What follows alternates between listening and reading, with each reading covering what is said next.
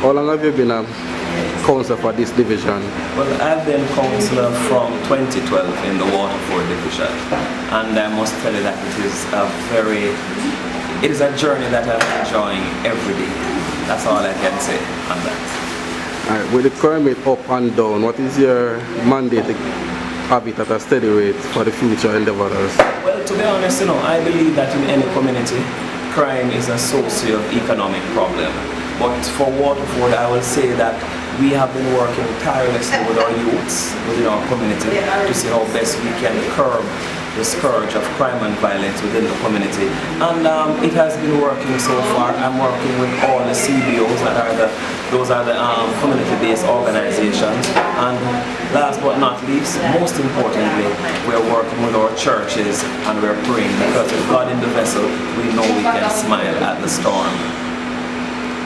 What are your plans for the people that are on the street within the Waterford community that are not working? Well, as you're aware, unemployment is something that is rife in our country, right? And as a young politician, I do try my best to see how I can assist by petitioning friends that I have that own companies. I try to see how best I can help our youngsters to register into HEART and other institutions, because if you have a skill and you're armed with a skill, you're better able to be employed. Since you have taken the division for Waterford, what are the stuff that you have done within Waterford? Well, that will probably take the entire day for me to tell you what I have done. But the first thing I did is to make sure that when I came into Waterford at the genesis of all of this, we had a whole lot of war. There was shooting and bloodletting. There was mayhem. And we started first with our youths, and we have everything now under control. I tried to change the look of our community. Most of our playfields were a major dump site. Now, if you look, everything is ready. Everything is ready in terms of a beautiful community. All our street signs are up. Most of the streets didn't have a name when I got here. The name signs were torn off. The rubbish truck did not come as often or as frequent as it ought to come in the community, and we have been working on that. I have built 3 parks.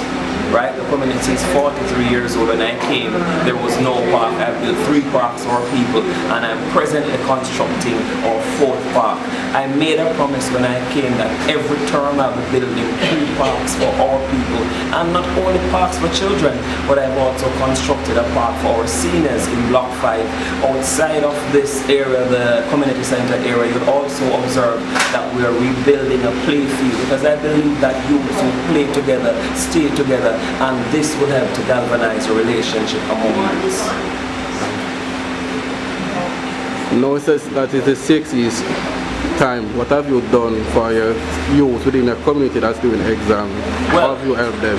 The first thing that we have done to help with those who are doing CSEC and CAPE, well, one, we have a mentoring program where we use persons who have gone over that hurdle already to be a big brother or big sister for those persons who are doing the examination. 2, I personally, along with the Member of Parliament, we have assisted with hundreds of thousands of dollars in terms of paying school fee and tuition fee for these youngsters who are going towards the next step of life.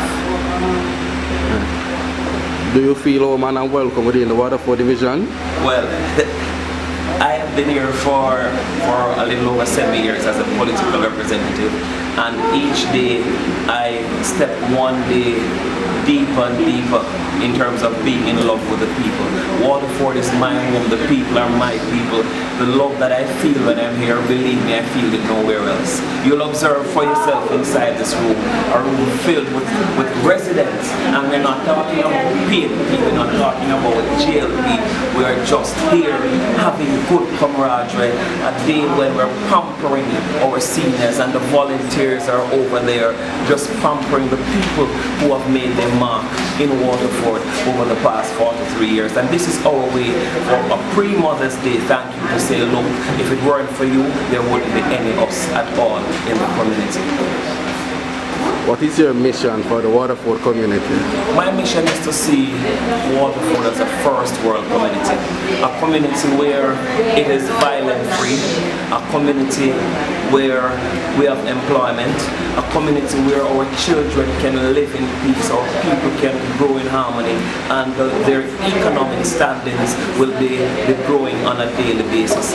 My dream is to make sure that the next Prime Minister for Jamaica, the next doctor, the next gynecologist, the next big nuclear scientist should be coming from this Waterford.